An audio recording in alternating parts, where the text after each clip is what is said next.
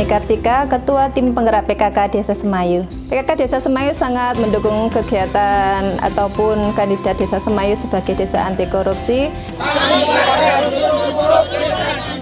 Menyatakan bahwa kami masyarakat anti korupsi. Dengan mengucapkan Bismillahirrahmanirrahim, semoga desa Saaten menjadi desa anti korupsi. Janji kami pada KPK, pada Kementerian Desa saat itu, kita coba satu kabupaten satu. Lalu kami menyiapkan 29 dari 35 kabupaten kota yang ada, tentu kotanya belum, karena tidak ada desanya. Nah kemudian kita uji cobakan ada 29, alhamdulillah bagus.